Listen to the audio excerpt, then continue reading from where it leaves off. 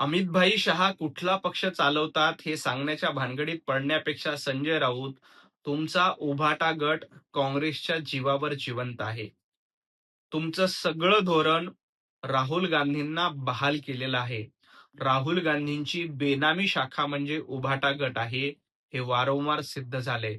राहुल गांधींचा अजेंडा रेटायचा, काँग्रेसचा अजेंडा रेटायचा हाच तुमचा धंदा आहे.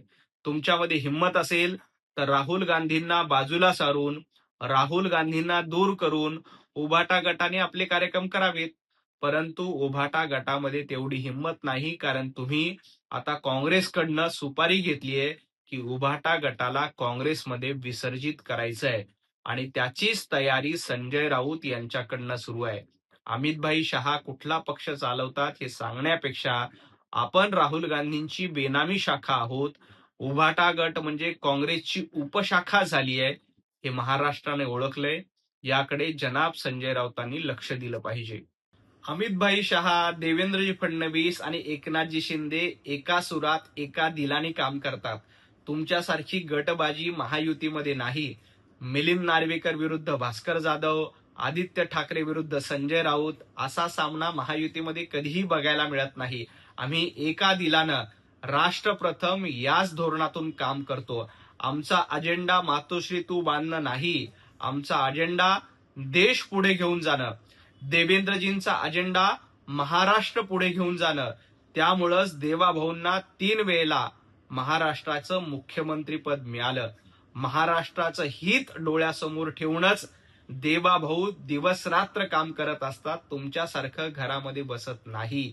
त्यामुळं संजय राऊतांनी आपल्या घरातील फाटकी धुनी आधी धूत बसावी आणि मग इतरांवर टीका करावी. आपल्या घरात काय फाटलंय? भास्कर जाधव, आदित्य ठाकरे, संजय राऊत, या मिलिंद नार्वेकर यांची जी गटबाजी आहे ना ती सांभाळा आणि मग इतरांवर टीका करा. महायुती म्हणून अमितभाई शहा, देवेंद्रजी फडणवीस, एकनाथजी शिंदे हे राष्ट्रप्रथम याच अजेंड्याखाली काम करतात. तुमच्यासारखं घर भरण्याचा अजेंडा आमचा नाही. उद्धवजी ठाकरे खासदारांच्या मतदारसंघामध्ये दौरे करणार आहेत. उद्धवजी ठाकरे यांचा हा दौरा म्हणजे वराती मागून घोडे. खरं तर वर्षभर घरामध्ये बसायचं आणि अशा पद्धतीनं खासदार भेटी देत नाहीत म्हणून दुसऱ्या पक्षात गेल्यानंतर दौरे करायचा याने काहीही परिणाम होणार नाही. जनता तुमच्यासोबत नाही. संजय राऊतांच्या मूर्खपणाच्या बडबडीला कंटाळून जनतेनं तुम्हाला नाकारलंय हे उद्धवजी ठाकरे यांनी लक्षात घ्यावं.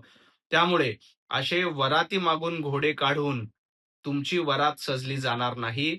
जनतेनं तुम्हाला घरात बसवलंय हे लक्षात घ्या. महाराष्ट्रात गद्दार कोण आहेत आणि खुद्दार कोण आहेत याचा निकाल विधानसभेच्या निवडणुकीला झाला, महापालिकेच्या निवडणुकीला झाला. जे घरात बसतात ते गद्दार असतात. जे जनतेच्या मताची प्रतारणा करतात. महायुती म्हणून जनतेने 2019ला तुम्हाला निवडून दिलं होतं, परंतु सत्तेसाठी तुम्ही काँग्रेसच्या मांडीला मांडी लावून बसलात.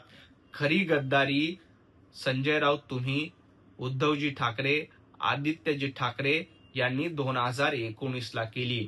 या गद्दारीला धडा शिकवण्यासाठीच जनतेने 2024ला तुम्हाला घरात बसवलं.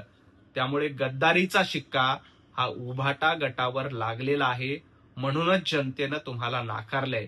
उलट एकनाथजी शिंदे यांच्या नेतृत्वामध्ये विधानसभा निवडणुकीला विजय मिळाला, महापालिकेच्या निवडणुकीला विजय मिळाला, जिल्हा परिषदेच्या निवडणुकीला विजय मिळाला. तुम्हाला मात्र अद्याप गद्दारीचा सिक्का पुसता आला नाही. तुमच्यावर जनतेने मारलेला हा गद्दारीचा सिक्का कधीही जनाब संजय राऊत तुम्ही मिटवू शकणार नाहीत. खासदारांना गद्दार, आमदारांना गद्दार म्हणण्यापेक्षा ही लोक आपल्याला का सोडून जात आहेत याचं आत्मपरीक्षण संजय राऊत आणि उद्धवजी ठाकरे करणार आहेत का? जनाब संजय राऊत, तुम्ही ज्या पद्धतीची शिवीगाळ करतायत त्यामुळं तुम्हाला खासदार सोडून गेले आणि येणाऱ्या काळामध्ये तुमचे आमदार देखील तुमच्या सोबत राहणार नाहीत, नगरसेवक देखील तुमच्या सोबत राहणार नाही. कारण तुमच्या पाठीशी जनता नाही. जनतेच्या विरोधात वागायचं, जनतेला शिवीगाळ करायची, जनतेला भेटायचं नाही आणि मग आमदार खासदारांना शिव्या द्यायच्या, हे धंदे बंद करा. जनता तुम्हाला वैतागलेली आहे.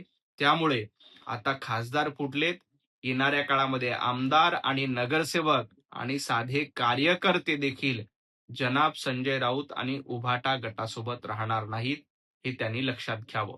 काँग्रेसनं राम सेतूचा अपमान केला, संजय राऊत पुष्पक विमानाचा अपमान करतात, उद्धवजी ठाकरेंनी राम मंदिर आंदोलनाची खिल्ली उडवून मंदिर वही बनाएंगे तारीख नहीं बताएंगे अशा पद्धतीची खिल्ली उद्धवजी ठाकरे यांनी उडवली होती.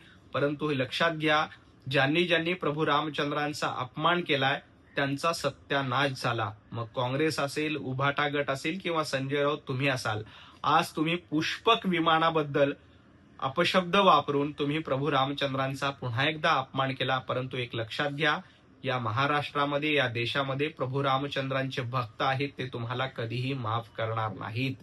ज्यांनी ज्यांनी प्रभू रामचंद्रांचा अपमान केला त्यांचा सत्यानाश होताना या देशाने बघितलंय. मग काँग्रेस असेल किंवा तुमचा उभाटा गट असेल, त्यांचा त्यामध्ये समावेश होतोय. आणि राम मंदिर ट्रस्टमध्ये जो काही कथित घोटाळा झालाय त्या प्रकरणामध्ये SITची स्थापना करण्यात आली. कुणालाही सोडलं जाणार नाही. ज्यांनी प्रभू रामचंद्रांच्या कामामध्ये चूक केली त्यांना शिक्षा देण्याचं काम प्रभू रामचंद्र करतीलच. परंतु इथली घटना, संविधान आणि कायद्यानुसार देखील त्यांच्यावर कारवाई केली जाणार आहे. परंतु तुम्ही सातत्यानं हिंदू धर्माचा अपमान करायचा, प्रभू रामचंद्रांचा अपमान करायचा, हिंदूंच्या श्रद्धेवर टीका करायची, हा तुमचा धंदा झालाय. परंतु तुम्ही हिंदूंच्या श्रद्धेवर अशा पद्धतीनं घात करणार असाल तर जनता तुम्हाला धडा शिकवल्याशिवाय राहणार नाही. प्रभू रामचंद्रांचे भक्त तुम्हाला धड्या शिकवल्याशिवाय राहणार नाहीत, हे देखील जनाब संजय राऊतांनी लक्षात घ्यावं. ABP माझा, उघडा डोळे बघा नीट.